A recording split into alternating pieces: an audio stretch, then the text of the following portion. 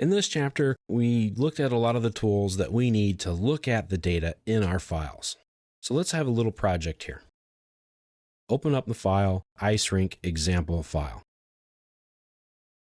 Imagine that we were given this AutoCAD drawing by our supervisor so that we can take some measurements on it to help make some construction estimates.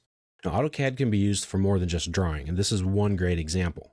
Once something is drawn or modeled, we can use CAD to get real-life information about it very quickly.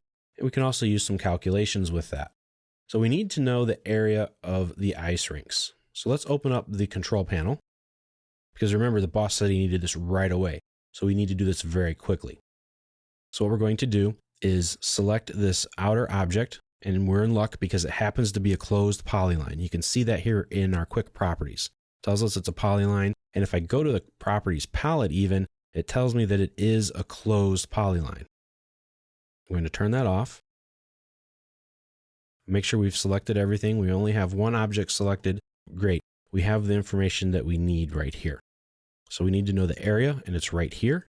If I click on this little calculator button, that will open up what's called the Quick Calc tool palette. Right here, this gives me the area in square units. So now I can just select this, right click, select copy, and go to my email and paste it in and tell the boss, hey, it's this many units square for the area. Some other information that we could find out is the total area for a couple of these items.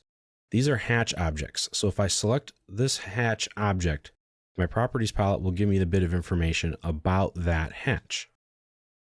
The quick properties palette gives me a little bit of information, but it doesn't give me the area that I need.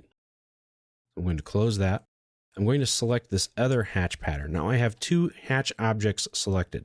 And what's nice about hatch patterns is that they will give you the area in the properties palette, but they'll also give you the total area of all the selected objects. So I can get both of these and I don't have to add them up together because it's already added up for me. So that's a real good trick that you can use to find area for multiple objects. Just hatch them and select them, and you can get that information very quickly. Now let's say we need the perimeter of the total ice rink. That's this blue box. Okay, well, we need to go to the Home tab, go to the Utilities panel, and go to Measure, and we want to find Area. So this should be pretty straightforward. We'll just have to come up here because we don't have a closed object, and what we're going to do is just essentially trace out the corners of the building. So just zoom in and out with your mouse, pan around with the scroll wheel, select all of the corners, and we can get exact, and we could even go through and pick all of these little cutouts, but to save time today, I'm not going to. Once we have that done, press return, and there is our total perimeter and our area.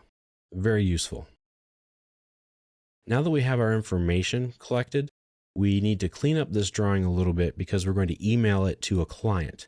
So we want to make sure we purge the file. So type in purge or just PU. Make sure the purge nested items is selected.